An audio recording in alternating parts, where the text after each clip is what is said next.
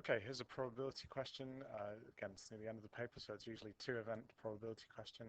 You have something happening for a first event and then something happening for a second event. You'll have to look at what happens over the two as a whole. So Bay has to pass the test. He has 2 attempts to pass the test. Probability of Bay passing at the first attempt is 2/5. Probability to pass at the second attempt is 3/4. Complete the probability tree diagram. Well, he's either going to pass and fail on the first attempt, and then he can either pass and fail on the second attempt. So let's put in the other. I've forgotten what I was doing before. There we go. So we need to put in the other trees. Now, does he need to have another go if he's passed the first time? I'm not sure that he does. But I'll leave that in for the moment. If you probability of passing the first time is 2/5, probability of failing is 3/5. And then the second time around, the probability passes when we put the outcome on the end is 3/4.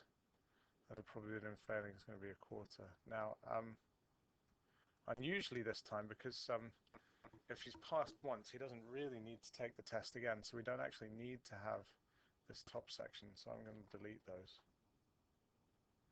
And you're thinking, but hang on, now we've got a uneven branch distribution. Well, it doesn't really matter. The 3 options are he passes first time, he fails then passes, he fails then fails. And the probability of those 3 different branches, if you go to the end of them, will add up to make 1. So this is our complete probability tree diagram. It says calculate the probability that Bay will be allowed to start the course. So I calculate the probability he's going to pass either the first time or the second time. So the probability of him passing the first time is 2/5. Let's write the probability. Whoa. Probability, come on. Probability of passing.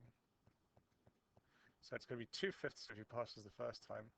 And the probability of him failing the first time and then passing is going to be 3/5 times 3/4. Remember, if we want to work out the probability of a chain of events, we multiply along that chain. So the probability to fail, then pass, is going to be 3/5 times 3/4. So he either passes this way. Maybe I'll put the probabilities on this table here. I don't have to do this, but I'm going to anyway. So pass, I'll just put P, 2/5. And then fail pass is 3/5 times 3/4. And fail is 3/5 times 1/4. So the probabilities we're interested in are either he passes first time or he passes second time. So we take those, we add them up, we get 2/5 plus 9/20, and 2/5 if we multiply it by 4 is the same as 8/20, which leaves us with 17/20. One other way you could do this, I'll scrub out this answer actually now and do it the quicker way, is that there are 3 outcomes, right? He either passes first time, he passes second time, or he fails both times.